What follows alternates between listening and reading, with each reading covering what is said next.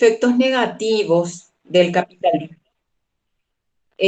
Los efectos negativos del capitalismo y la posmodernidad no nos valdremos de conceptos teóricos vistos a través del curso, dice.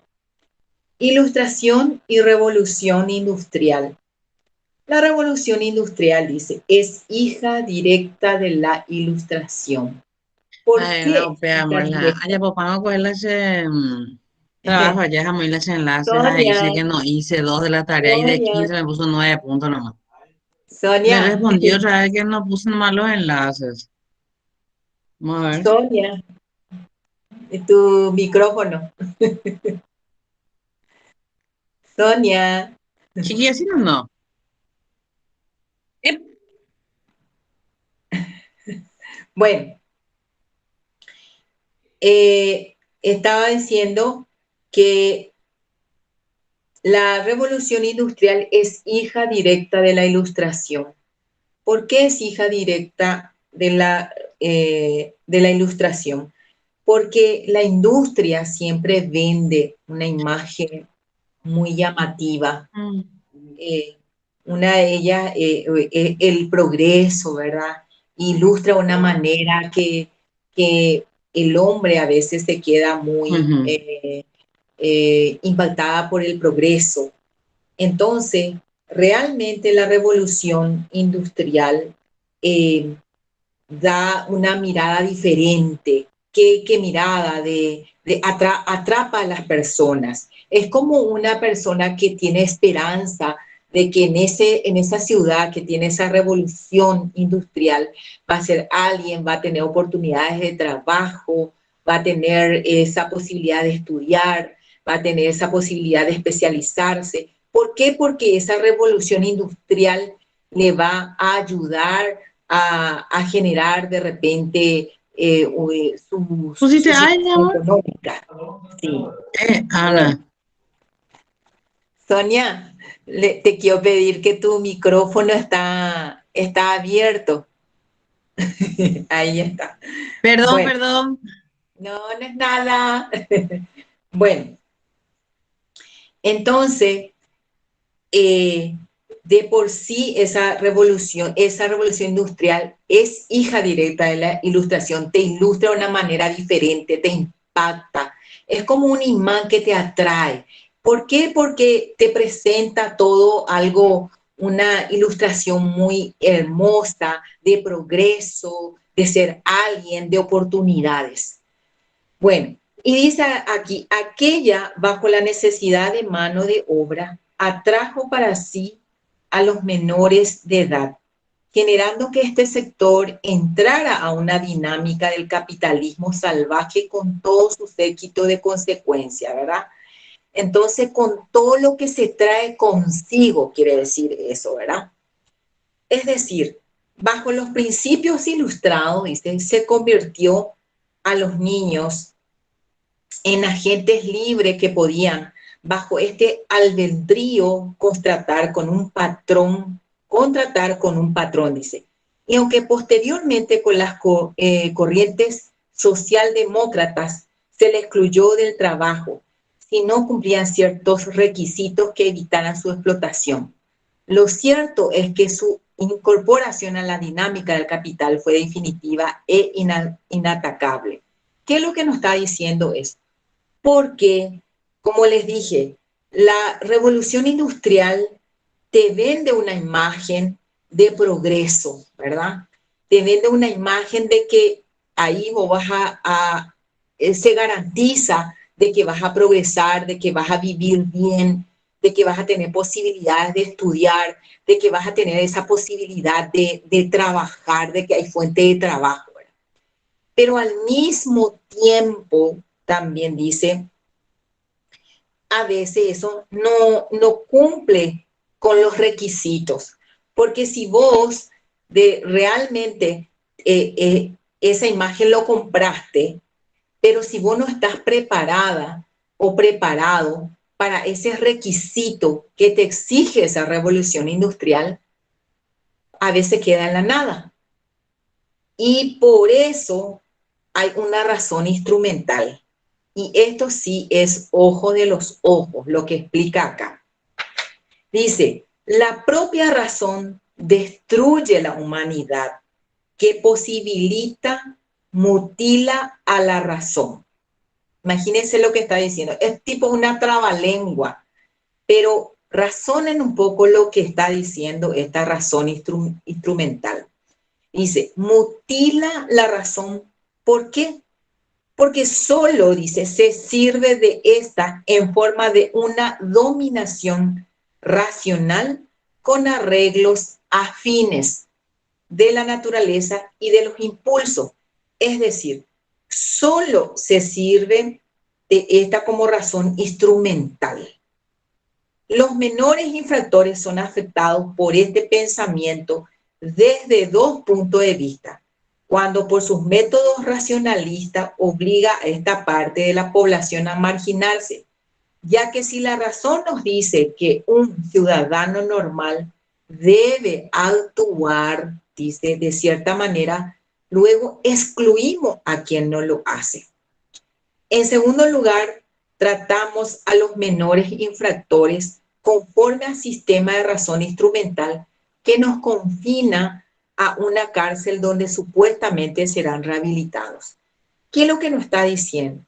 Que justamente la ciudad, el progreso, una ciudad industrial, nos promete, nos vende esa imagen de que vamos a progresar ahí, de que hay oportunidades.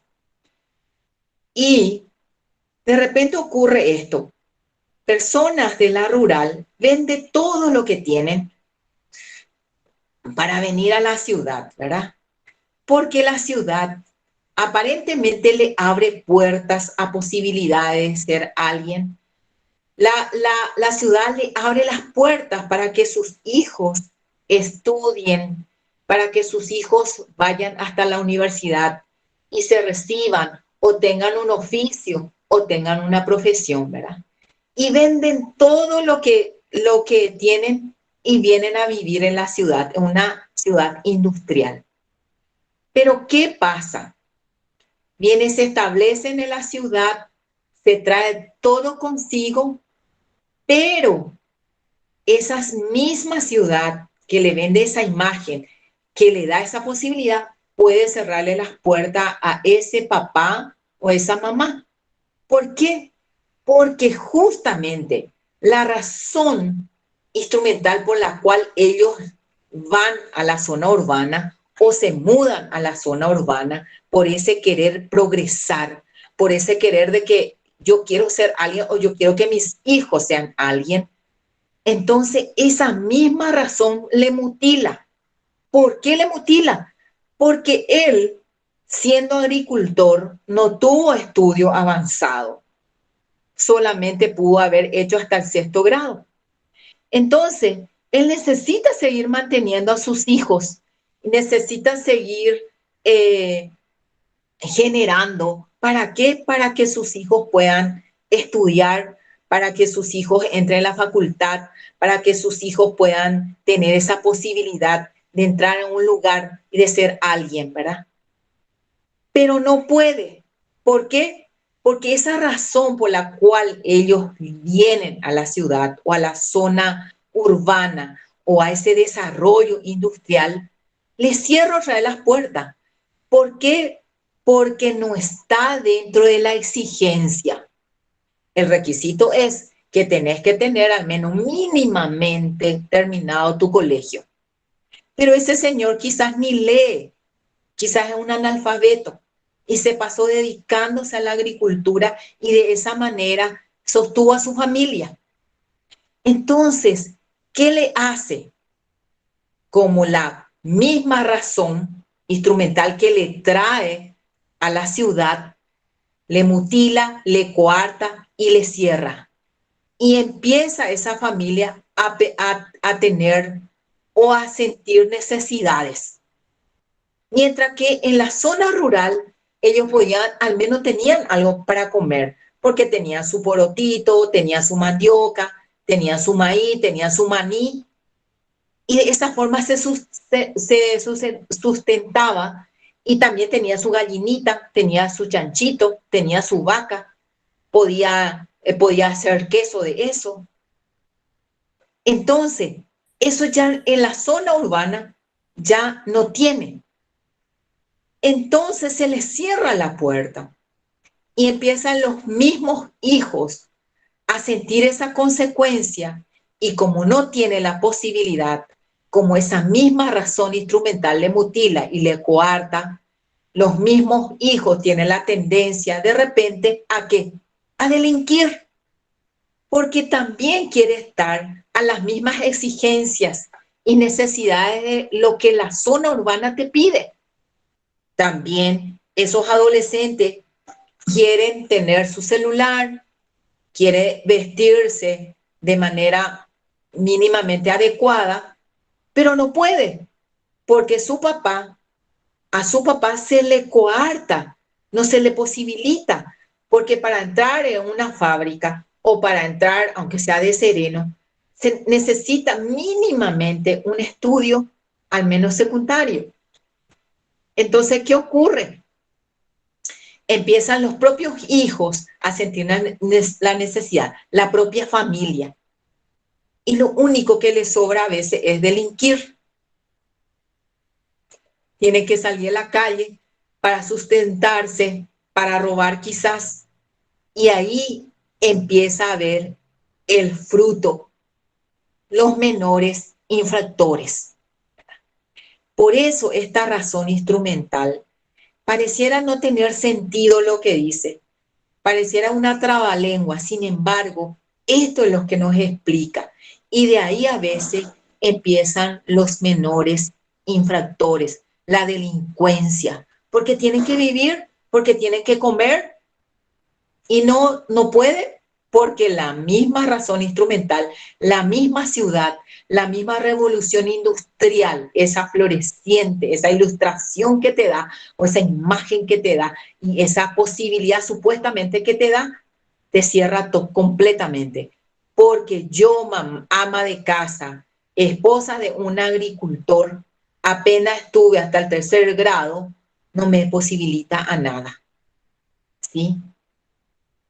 Mi esposo, siendo un agricultor que solamente hizo hasta el 6º grado, sí hizo, no le reciben ahí en esa empresa, porque le están pidiendo título, le están pidiendo experiencia, le está pidiendo vamos a decir, conocimiento, y no puede.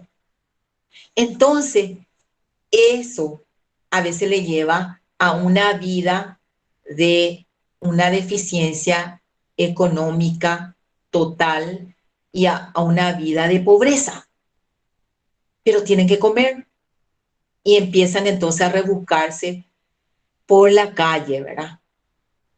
Tratar de, al menos, de satisfacer esas necesidades básicas.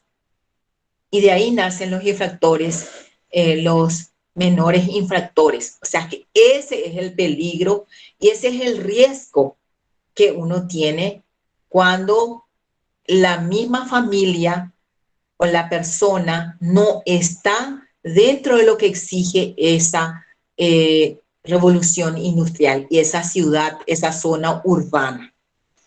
Bueno, dice, esto es ojo de los ojos. Pasamos, castigo y modernidad. El castigo ha sido modificado, dice, durante la modernidad, tal como lo señala Foucault. Ha desaparecido el cuerpo como blanco mayor de la represión penal y se ha dejado de lado el espectáculo punitivo. Asimismo, la misma modernidad, la revolución la evolución del tiempo, de los tiempos que va evolucionando a medida que se va modernizando, se ha dejado muchas penas atrás, como por ejemplo la pena de muerte, cadena perpetua. Todo eso era del tiempo anterior. Y a medida que el tiempo va cambiando, a veces hasta las penas que antes eran 20 años, hoy ya es 10 años o 15 años. Entonces, hasta en eso va cambiando. Y dice, en este sentido, la pena evolucionó adaptando nuevos métodos para el tratamiento de menores infractores, así como las políticas y los procedimientos penales, introduciendo un renovado respeto y cuidado de los derechos fundamentales de los menores, o en este caso de los delincuentes en general. Recuerdo una vez, hay un muchacho muy famoso dentro de nuestra un adolescente. Él habrá tenido ya como 5 o 6 veces de reincidencia en el Sembrador de Villarrica. Es un centro penitenciario de Villarrica, de adolescentes como también de adultos. Y les digo más, es uno de los centros penitenciarios más que hace una psicoeducación, ¿verdad? Y que estimula o que motiva a la reinserción. Es uno de los centros penitenciarios que Paraguay cuenta, ¿verdad? Como un centro que posibilita a la reinserción.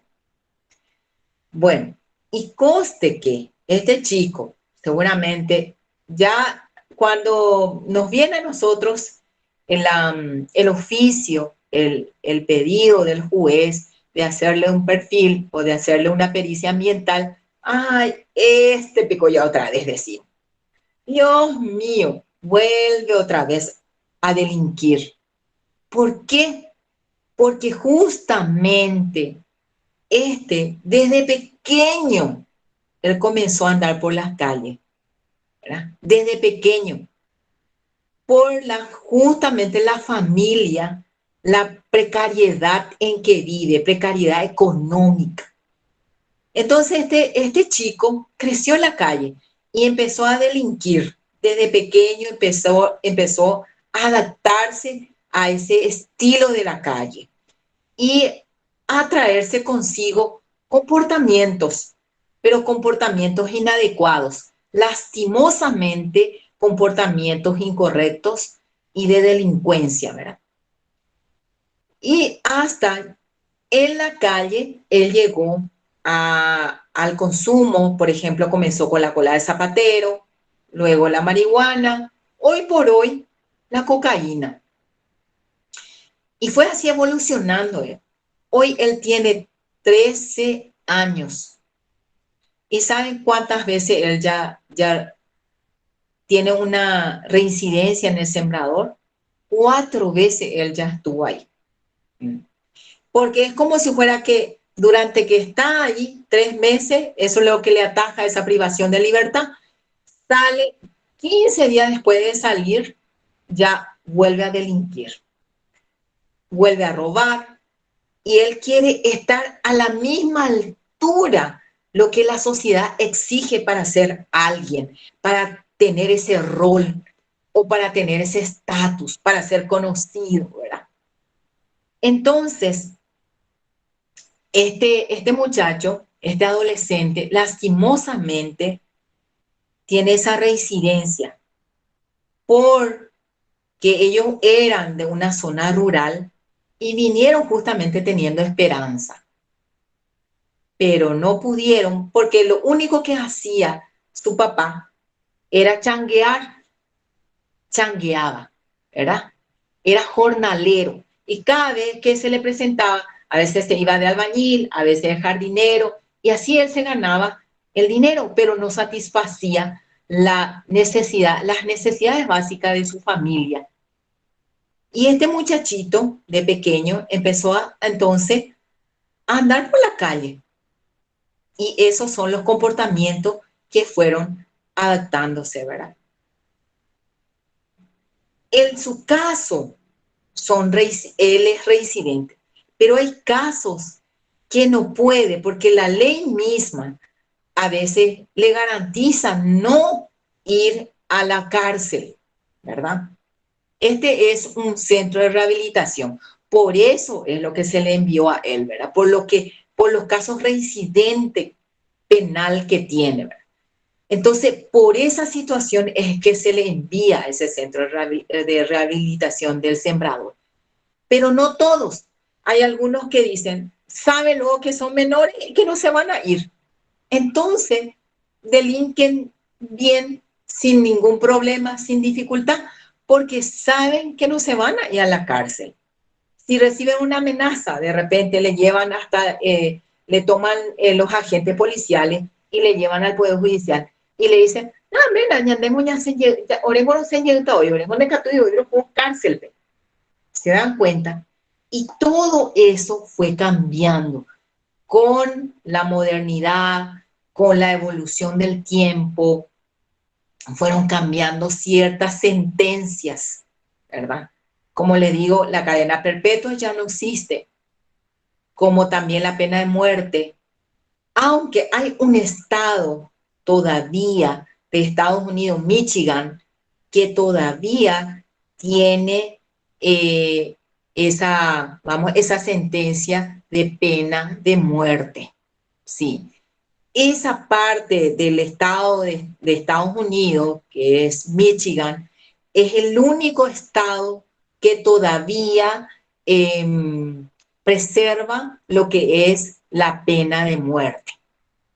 Bueno, pero después en casi todos los países esa pena ya no existe. Muy bien. Y dice aquí, vamos a seguir un poquito, gracias a la modernidad y a la reflexión, que este proceso ha suscitado, se ha podido entender más claramente que la infancia y adolescencia son más receptivas a un tratamiento educativo, es lo que yo le estaba diciendo. Se le envía a un tratamiento, a un centro educativo que es el sembrador, a este adolescente de 13 años. Pero justamente yo estuve hablando con el actuario la vez pasada, con el actuario penal adolescente, y le estaba diciendo, ¿sabe, doctor? Le dije, qué bueno sería que ustedes le envíen a un centro, en vez de al sembrador, porque él tiene ya varias entradas ahí. Y qué bueno es que si ustedes atacan esa parte que le lleva a delinquir, le digo, y ese hábito que aprendió en la calle, le dije. ¿Y qué es, licenciada? ¿Y saben qué es? Es el consumo de droga, el consumo de estupefacientes. Yo creo que ustedes, antes que enviarle a un centro educativo, le digo, envíenle a un centro de rehabilitación donde pueda sanarse de ese origen, porque eso le lleva a delinquir, la necesidad del consumo, y como no tiene, entonces delinque. Entonces, qué bueno sería que ustedes den la sentencia, pero a un centro de rehabilitación donde pueda sanarse de su hábito pernicioso que es el consumo de droga. Y me dijo el actuario, la verdad, licenciada, que nos estás dando una buenísima idea y voy a estar hablando con el juez. Hablaron. Hace poco un joven, un adolescente quiero decir, ya fue enviado justamente por una orden judicial en una facenda, como ellos dicen, en una hacienda Esperanza, que se encuentra hacia Concepción, creo, y eh, él ya fue el primer adolescente que tuvo esa sentencia.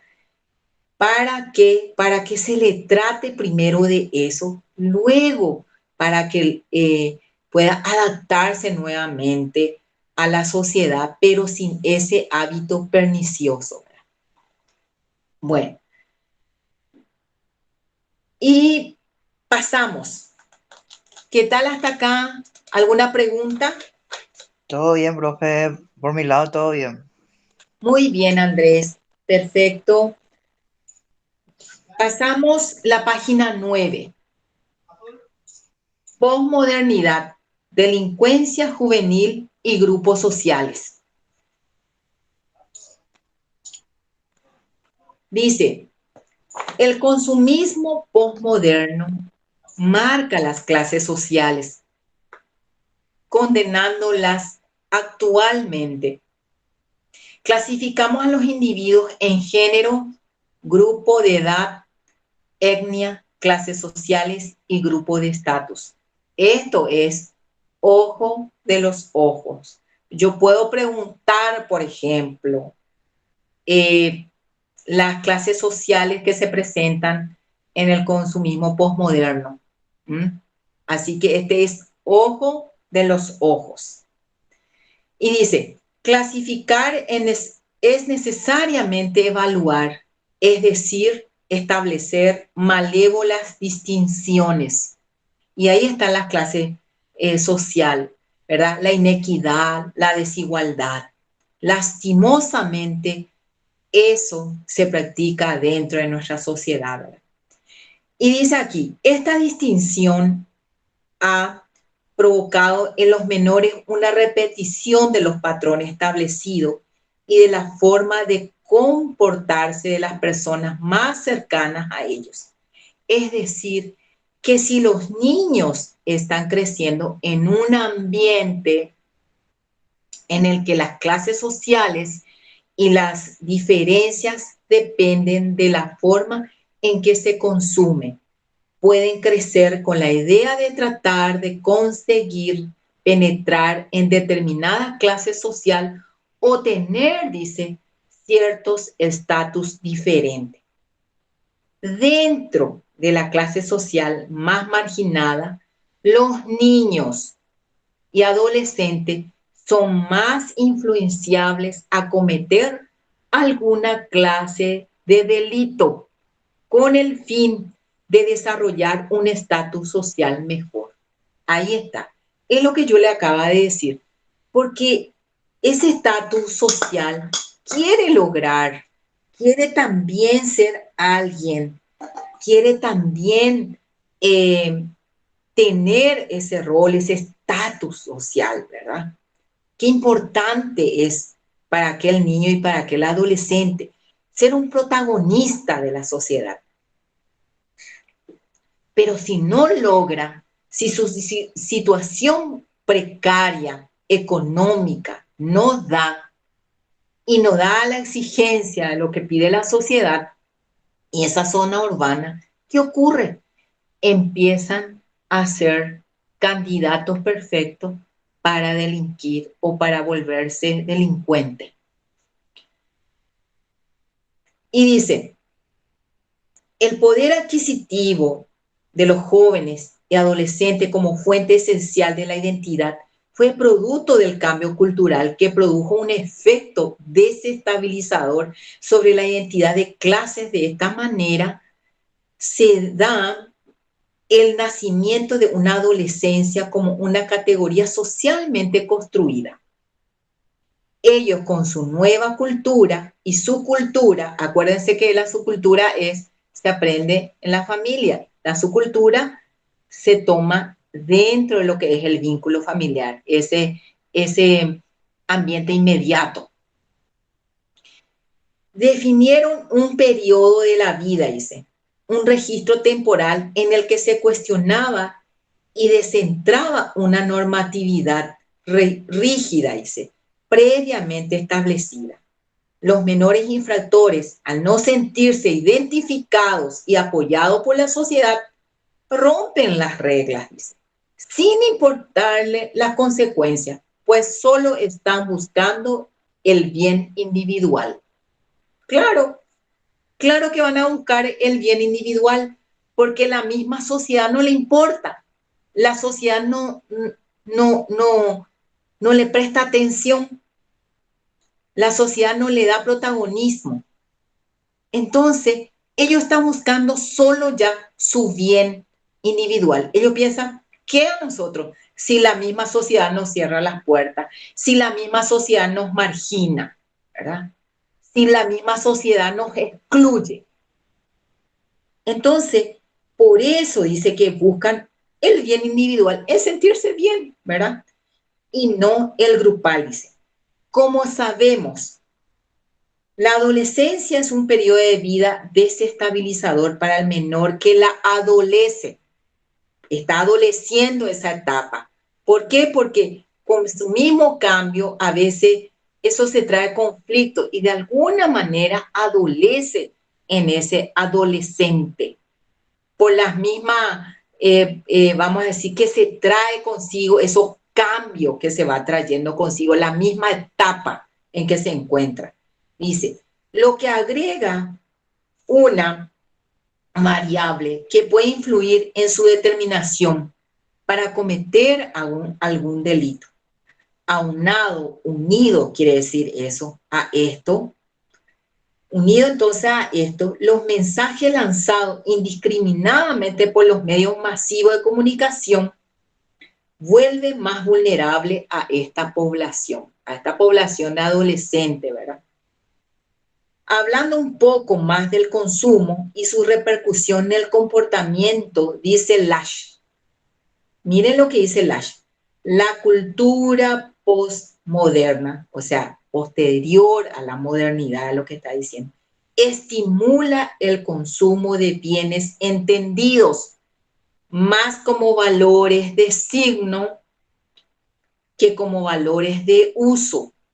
Si la mercancía funciona esencialmente como símbolos y los individuos las usan para establecer distinciones de envidia entre ellos y otros individuos, entonces, dice, en principio no hay límites para la demanda.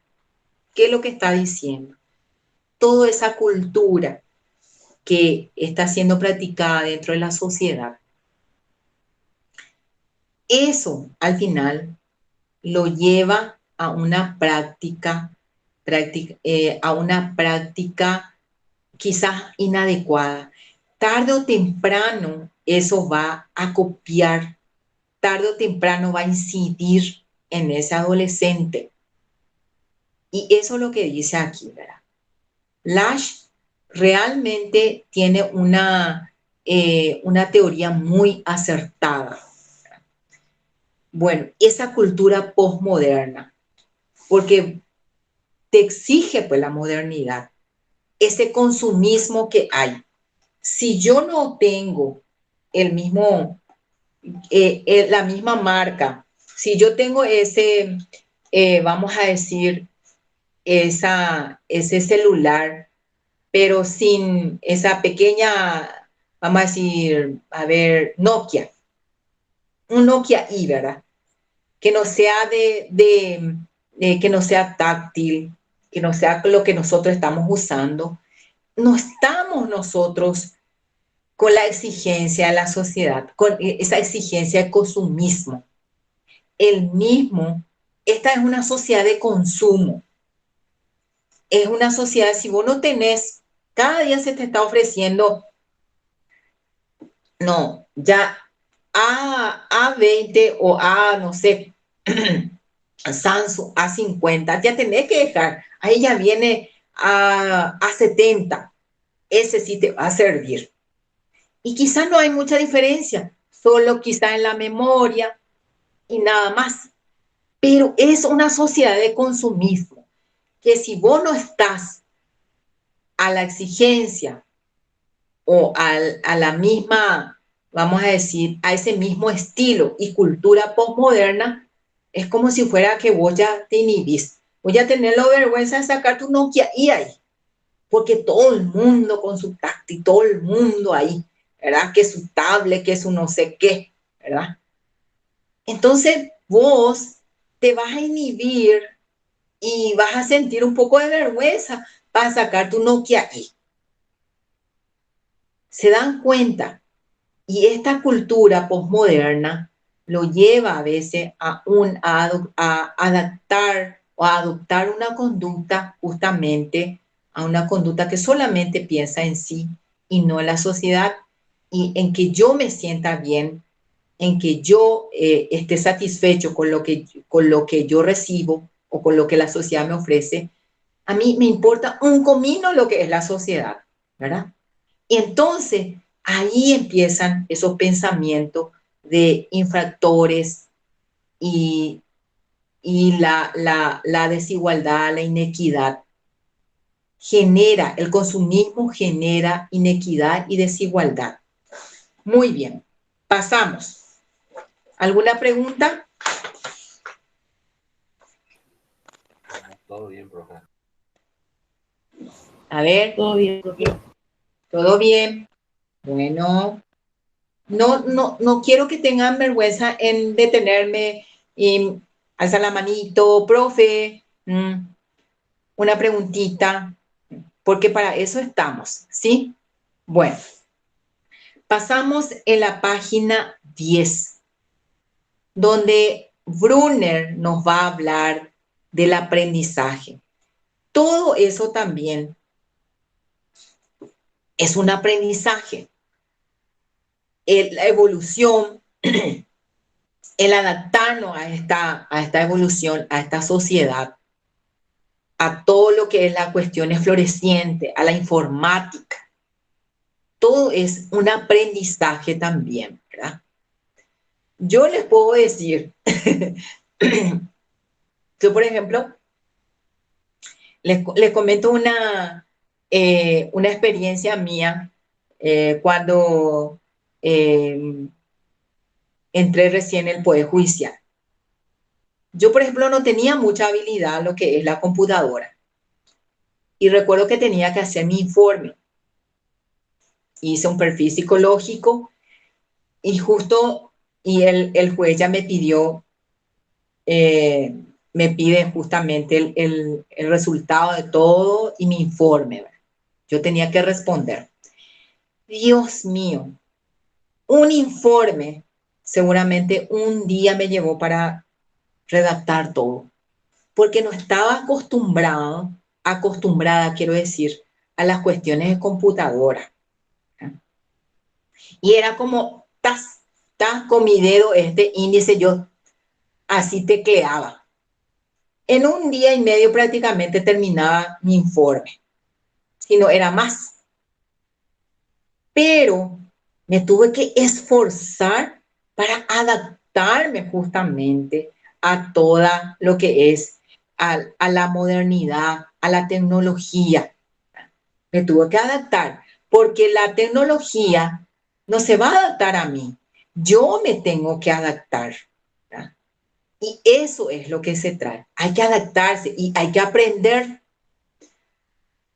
Hoy por hoy, un informe ya termino en una hora y media, dependiendo qué tipo de informe, ¿verdad? Porque cuando es un poco delicado, cuando trátase de un abuso sexual, ya es diferente. Y trátase de un penal, por ejemplo, también es diferente. Entonces, hay informes que llevan un poquito más de tiempo y hay informes que no, que rápido uno entrega, ¿verdad? Entonces, por eso que uno se adapta. ¿Y cómo se va adaptando? Con el aprendizaje. Va aprendiendo nuevas cosas, ¿verdad? Y de eso vamos a hablar. De eso va a hablar Brunner. Y él tiene su teoría que es muy linda. Dice, no vamos a hablar de lo que de sus datos biográficos, vamos a hablar de la teoría que él implementó o de lo que él dice y sostiene, ¿verdad? Concepción del aprendizaje se llama. En la teoría, dice, el aprendizaje por descubrimiento desarrollada por Brunner, el método del descubrimiento guiado implica dar al aprendiz las oportunidades para involucrarse de manera activa y construir su propio aprendizaje a través de la acción directa. Y su finalidad es impulsar un desarrollo de las habilidades que posibilitan el aprender a aprender, con el cual se busca que los estudiantes construyan por sí mismos el aprendizaje. Entonces, ahora lo que se busca que vos como persona construya tu propio aprendizaje, aprendiendo a aprender. No hace mucho cuando empezamos a escribirnos a lo que es doctorado, también tenía su plataforma. Todo es por Google Meet y también tenía su plataforma, donde los trabajos había que alzar, sacar, descargar y todas esas cosas. A mí me fue una cosa de locos, les cuento, les confieso, porque yo, lo que es la informática, era corta y siempre la administradora, eso justamente suelo hablar con Sonia, ella es mi salvadora.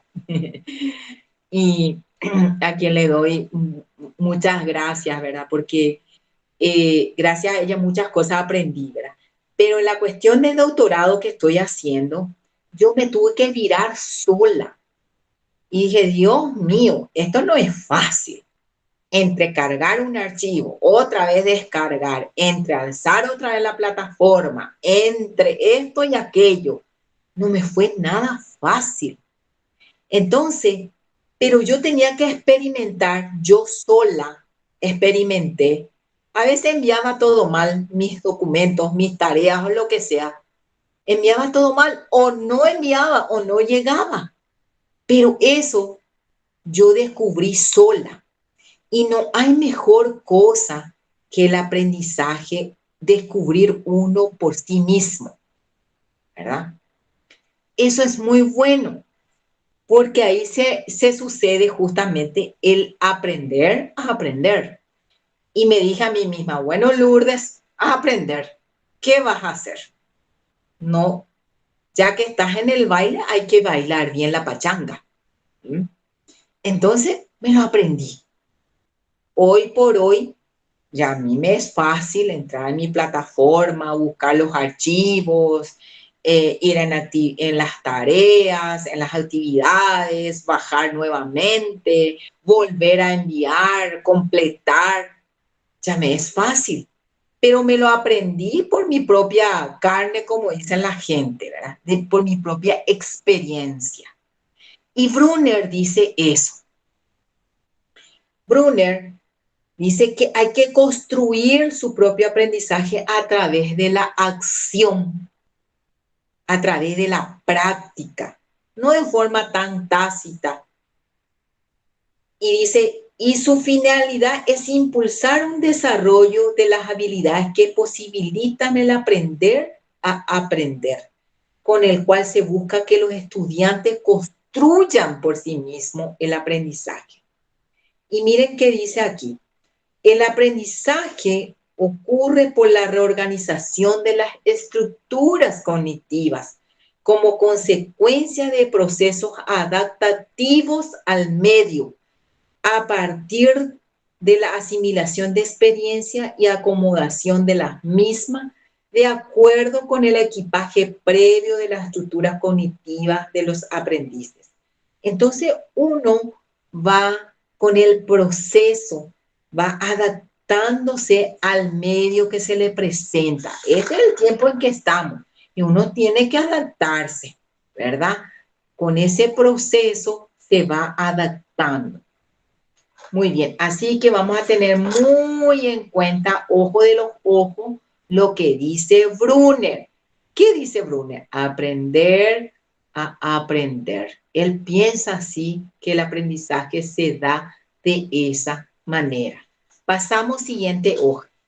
Hasta acá, ¿qué tal, chicos? ¿Alguna pregunta, alguna duda? ¡Qué silencioso!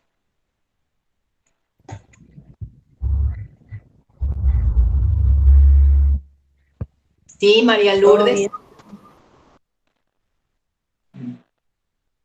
Bueno, perfecto, pasamos. En la página 11 todavía dice, para Brunner, el aprendizaje, mire lo que dice aquí, viene a ser un procesamiento, quiero decir, activo de la información que cada persona organiza y construye desde su propio punto de vista. Desde su propio punto de vista. Uno va aprendiendo desde esa manera de ser, desde esa percepción, desde ese conocimiento, desde la cognición, desde lo que yo pienso. Así es. Yo puedo aprender de una manera, por ejemplo, María Lourdes, Víctor, puede estar aprendiendo, pero de una manera diferente. A lo mejor a María Lourdes le fue más significativo tal parte, mientras que a Víctor a lo mejor no le fue tan significativo esa parte. A Emma quizás le gustó mucho la razón instrumental, a otros no le llegó, no aprendió, ¿verdad? Y desde cada percepción vamos aprendiendo. Pasamos. Más abajo, a ver, en donde dice teoría del aprendizaje por descubrimiento, dice, en el segundo párrafo, dice, para Brunner, el conocimiento es susceptible de ser depurado, perfeccionado y por ello es que pretende potenciar aprendizajes activos, fomenta el compañerismo y el trabajo en equipo. Antes, por ejemplo, la educación era que el profesor nomás luego tenía que enseñar. Los alumnos no tenían participación. En mi época, el conductismo era, vamos a decir, la enseñanza que se establecía, ¿verdad? El conductismo, donde el profesor tenía que explicar todo y la participación de los alumnos era nulo, totalmente nulo. Ahora no, los alumnos participan, debaten, hacen proyectos, ¿verdad? Inclusive de paso participan los papás, ¿verdad? En forma indirecta. Así es. Sin embargo, antes era lo que la profesora enseñaba y se aprendía de forma de memoria. Ahora se va construyendo, ahora hay una interacción grupal. Bueno, vos, fulanito y sultanito, van a estar juntos haciendo este trabajo, ¿verdad? Proyecto, por ejemplo, en el colegio, ¿quién no hizo proyecto? En mi época al menos, bueno, no es con tanto también, ¿verdad? Si no, ya van a saber mi edad, sí. Bueno, en mi época, por ejemplo, no había ese trabajo grupal. Pero hoy por hoy, todo se trabaja en forma grupal, ¿verdad? Se presenta proyecto, exposición grupal, investigación grupal. Entonces, para Brunner, este modo de aprendizaje es constructivismo, construye al alumno o aquel que va aprendiendo. Le da esa oportunidad de construirse y de fomentar el compañerismo, ¿verdad? ¿Por qué? Por el equipo, por el trabajo de equipo que hay. Porque ahí es docente, alumnos e inclusive padre. Ya hay una participación más amplia. Bueno, dice, más abajo sería en el cuarto párrafo, donde dice, según Brunner, hay dos tipos de determinante en la percepción formal, en la percepción formales. Las propiedades, ¿cuáles son las formales? Las propiedades de las estimulaciones y del aparato receptor. Y luego están las funcionales, las necesidades, emociones, actitudes, valores y experiencias del perceptor. O sea que él tiene muy en cuenta esto, que son las formales, la propiedad de la estimulación, esa estimulación que uno recibe, ¿verdad? Por eso es tan importante recibir estimulación. Cuando una persona, hoy por hoy, se tiene mucho cuidado o se toca mucho dentro de lo que es la salud mental se tiene muy en cuenta lo que es la estimulación, porque gracias a esa estimulación se previene muchas dificultades o obstáculos que una persona pudiera tener, tanto física, emocional, mentalmente. Por eso que es tan importante realizar la estimulación temprana. Bueno, y del aparato receptor, todo lo que recibe a través de estos órganos sensoriales, ¿verdad? Lo que yo veo, lo que yo escucho, lo que yo gusto, lo que yo huelo, lo que yo siento. A través de todo eso vamos percibiendo vamos a decir, se va sucediendo el aprendizaje. Y las funcionales, las necesidades que yo tengo como persona, esa necesidad emocional que yo tengo. ¿Y cuál puede ser la necesidad emocional?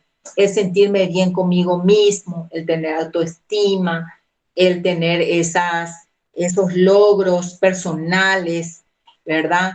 El sentirme querida, querido, esa afectividad, esas necesidades básicas, es sentirme importante y bien cuidado. Bueno, entonces, para Brunner entra mucho y tiene mucha participación esas funcionales, los valores, las actitudes, los valores que yo pueda ir aprendiendo, esa educación moral que a mí se me da desde pequeño, desde que se me estimula, ¿verdad? Y la experiencia del perceptor, la experiencia de esa percepción que yo pueda tener. Muy bien. Y vamos a lo fundamental, a lo que dice Brunner en el quinto párrafo, que es ojo de los ojos de los ojos. El sistema de procesamiento de la información, que es el modo de representación, dice. Brunner distingue 3 sistemas de procesamiento de información mediante los cuales los seres humanos transforman la información que le llega y construye modelos de la realidad. La acción, ojo de los ojos. La acción. La acción es la dinámica, ese dinamizarse, ese no quedarse quieto, esa manera, esa interacción que puede tener una persona. La acción. Las imágenes mentales y el lenguaje. Para Brunner, esa es la mejor forma, dice, de transformar la información. La acción, las imágenes que yo percibo, ¿verdad? Las imágenes mentales y el lenguaje. Esto es ojo de los ojos de los ojos. Pasamos.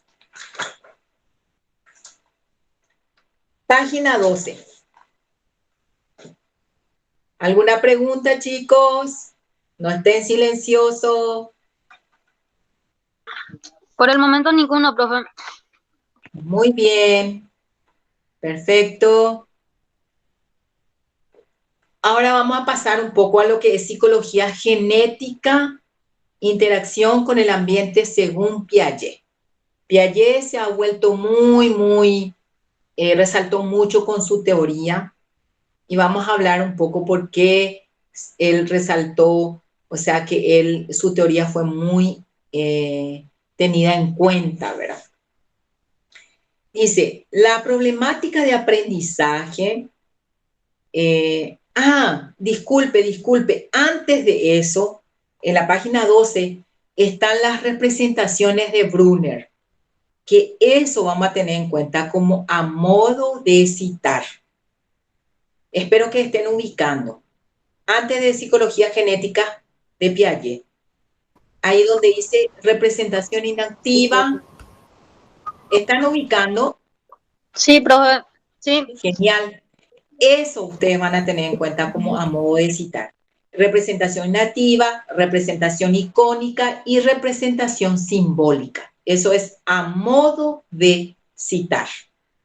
¿Está bien? Bueno, vamos a lo que dice Piaget. Dice, la problemática de aprendizaje aparece en un principio en relación a problemas epistemológicos, lo que impide reducir la problemática del aprendizaje a la psicología genética. A ver cómo piensa Piaget. Y dice, constructivismo. Él piensa de esa manera, dice. El constructivismo se opone al innatismo y también al empirismo. Tanto el objeto de conocimiento como el sujeto mismo se construyen en el marco de la relación epistémica. ¿Por qué se opone al innatismo y también al empirismo? Porque justamente el constructivismo es ingeniarse, ir aprendiendo, no a una cosa, vamos a decir, trazado, no una cosa empírica, ¿verdad? O innato, sino que justamente posibilita el aprendizaje a construirse, a desarrollarse, a crecer. Por eso el constructivismo se opone al innato, al innatismo y al empirismo.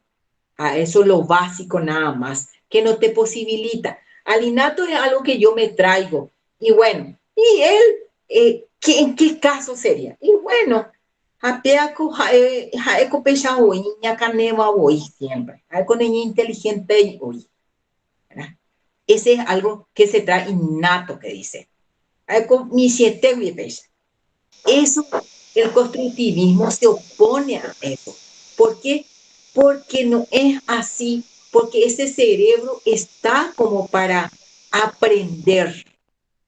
Vos no puedes sostenerte porque ella voy. Quizás la falta de oportunidad es lo que le limitó. Sin embargo, el constructivismo le brinda esa oportunidad de aprender a aprender, ¿verdad? No hay que pensar hoy, hay que se hoy shape ña canevo y coja, se copecha cueve, ¿verdad? ¿Suelen escuchar ustedes eso o no?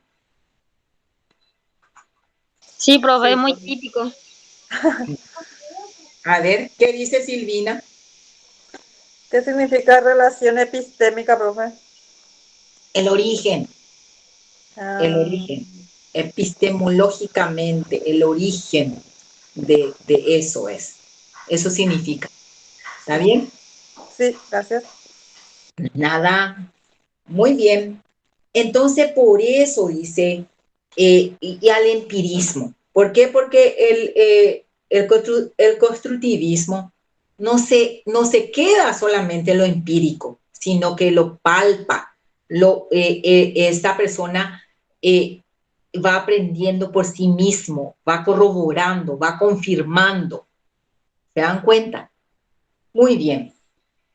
Y luego dice interaccionismo, movimiento dialéctico entre sujeto y objeto que genera la construcción del conocimiento. Es un movimiento de argumentación. El dialéctico son razones que van argumentándose. Entonces hay una interacción.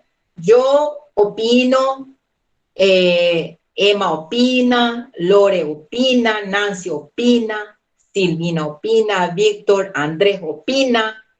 ¿Se dan cuenta? Es un movimiento de argumentación dialéctico. Lo que estamos interaccionando, ¿verdad? Lo que vos aprendés, vos interaccionás conmigo. Lo que yo aprendo, interacciono con usted. Y es un movimiento de argumentación. ¿Se dan cuenta? Bueno, y dice, siguiente, realismo crítico, dicen. El objeto existe como tal, lo cual es evidente por el consenso intersubjetivo, lo cual no significa que conozcamos el mundo tal cual es, porque los objetos observados cobran dignificado dentro del sujeto cuando éste es asimilado dentro de su esquema. ¿Por qué es subjetivo? Realismo crítico. ¿Por qué genera un realismo crítico? Porque yo tengo mi propio parámetro, ¿verdad? Es subjetivo, es yo estoy opinando de acuerdo a cómo yo opino, a cómo yo percibí, ¿verdad? Por eso es subjetivo, ¿verdad? pero eso no significa, dice, que conozcamos el mundo tal cual es. Eso no significa, sino que yo tengo un punto de vista diferente nomás, ¿verdad?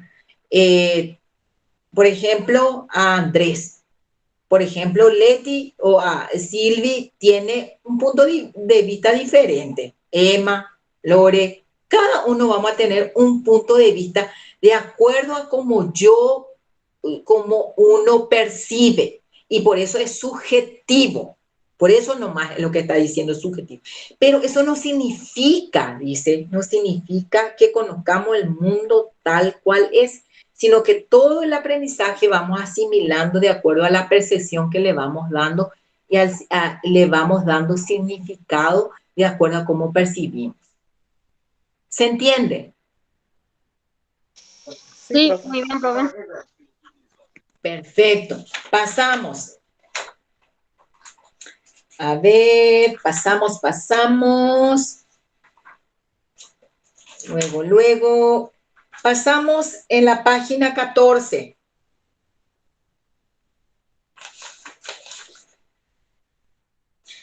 Primero en la página 13. Primero vamos a hablar un poco lo que dice Piaget, que tiene unos estadios de desarrollo. Y dice, la teoría genética sostiene que los estadios son comunes, dice, a todos los individuos de la especie y se adquieren siempre en el mismo orden. Esto significa que no pueden saltearse etapas. Asimismo, cada persona, tenemos nuestros estadios, ¿verdad? Son estadios que se van desarrollando. Como les dije en estos días, en la clase anterior, uno no nace ya corriendo. Uno no nace ya sabiendo todo, sino que en cada etapa tiene su aprendizaje. Cada etapa que el hombre va pasando, va transitando, se trae consigo sus propios aprendizajes, ¿verdad? Se trae consigo sus propias, vamos a decir, los cambios que se van produciendo. A medida que van pasando a una etapa a otra etapa, se van produciendo cambios. Y esos cambios se traen consigo los aprendizajes, se traen nuevas cosas en donde uno va aprendiendo, ¿verdad? Y esos son los estadios del desarrollo, que sí o sí se sucede. Y esto vamos a tener muy en cuenta nada más a modo de citar de Piaget. Primer estadio, que es el sensoriomotor, sensorial, lo que uno va aprendiendo a través de lo sensorial, ¿verdad? ¿Ustedes alguna vez, y seguro que ya sí en psicología general, de las teorías de Freud? Sí, ya, profe, ya dimos. Sí, la etapa oral, la etapa anal, después, ¿qué más? Tenía 4 etapas. Fálica. Muy bien, perfecto. Después. ¿Y eso acaso, la fálica, por ejemplo, se da en la primera? No. Latencia. Perfecto, Juan. Ahí está. Eso se va dando por etapa, a medida que también se va desarrollando el ser humano. Freud lo identifica de esa manera, ¿verdad? La etapa anal, por ejemplo, no se sucede en la etapa en donde de 6, 7, 8 meses, un año, no, sino que eso también se sucede. Tiene un tiempo determinado, cada etapa tiene un tiempo determinado. Así mismo es. Y no puede saltear, esa etapa no se puede saltear. No se puede saltear, así mismo es. Y lo mismo piensa Piaget. Piaget dice que también se va dando el aprendizaje primero por lo sensorial, sensoriomotor, ¿verdad? Y cuando hablamos de sensoriomotor estamos hablando de lo sensorial y todo lo que es la psicomotriz. Como decía Freud, primero era la etapa oral. Todas las cosas, todos los bebecitos, hasta una etapa llegado, determinado, llevaba todo a su boca. ¿Cierto o no es cierto? Lo primerito, todas las cosas experimentaba con su boca. Agarraba un objeto, lo llevaba en su boca. Su dedo lo llevaba, sea cual fuere, primero en la boca, ¿verdad? Y eso tenía un tiempo determinado en que el niño lo hacía. Luego ya en la etapa anal. ¿En qué momento eso sucede? Cuando ese niño empieza a tener control sobre sus esfínteres, ¿verdad? Cuando el niño ya deja de usar el pañal, cuando el niño ya tiene esa capacidad y se despierta que ya puede hacer solo, que ya tiene ese control, ¿verdad? De esfínteres. Y ahí está, todo tiene su etapa. Y lo mismo, dice, esto es a modo de citar nomás que vamos a tener muy en cuenta. Dice, primer estadio que es sensoriomotor. El estadio sensoriomotor abarca aproximadamente los 2 primeros años de vida. En esta etapa, el niño pasa de la indiferenciación entre el mundo externo y la propia acción perceptiva y motora a la construcción de un universo estable de objetos permanentes, cuyo movimiento y organización están regidos por las leyes del grupo de desplazamiento. Entonces, eso es de 2 primeros años de vida. Y luego el estadio operatividad concreta. Muy bien. Esto se va, dice, durante este periodo que ocupa aproximadamente de los 2 años de vida hasta los 10, 11 años. Este tiene una dura, o sea que dura mucho más este periodo, este estadio, ¿verdad? El sujeto, dice, logrará emplear toda una serie de operaciones a saber. Y luego viene el último estadio que es operaciones formales. Esta etapa se inicia alrededor de los 10 u 11 años. Entra en puberto, ¿verdad? En la etapa de pubertad. Y se completa aproximadamente entre los 15 y 16 años. Entonces tiene un poco de concordancia con Freud, ¿verdad? Piaget. Y esto hay que respetarlo. Y que sí o sí se da de esa manera. Cada cosa en su momento y en su etapa correspondiente. No hay que acelerar, sino que hay que dejar que ocurra en su momento. Por ejemplo, decía una mamá, mi hijo demasiado me preocupa porque no habla todavía mi hijo. ¿Y cuánto tiempo tiene tu hijo? 2 años. 2 años. Entonces, señora, no se apure, porque ese tiene su etapa. Hasta 3 años ese. ¿Y qué es lo que menciona? Y nada más mamá, papá. Entonces, tenele paciencia. A los 3 años a lo mejor se vuelve cotorra o cotorrito tu hijo. Y así mismo es. Tiene su etapa. De repente, una mamá ya quiere que su bebé o su pequeño ya tenga control de esfínter a los 2 años. Es muy pronto. Todo tiene su etapa y su aprendizaje. Esa etapa se trae consigo sus propios aprendizajes. ¿Está bien? Bueno, y con esto terminamos lo que es la unidad 2. ¿Está bien? Sí, profe. ¿Alguna pregunta? Nada. Nada, Pero nada.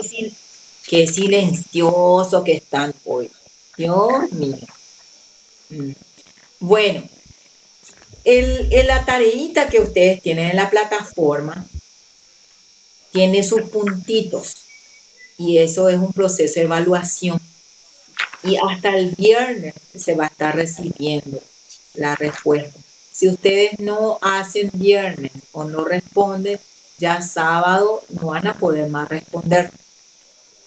Entonces, tienen que aprovechar porque son pequeñas preguntitas que es importante que vayan respondiendo y vayan enviando y les va a ir sumando es un proceso de evaluación, ¿sí? Bueno, perfecto. Entonces estaremos en contacto el viernes nuevamente y ya estaremos desarrollando la unidad 3. La unidad 3 es larguito. Por eso que este mismo enlace ustedes ya tienen que tener en el grupo y de ahí nomás ya van a entrar directamente, ¿sí? Sin la necesidad de que yo le envíe o la administradora. ¿Les parece bien?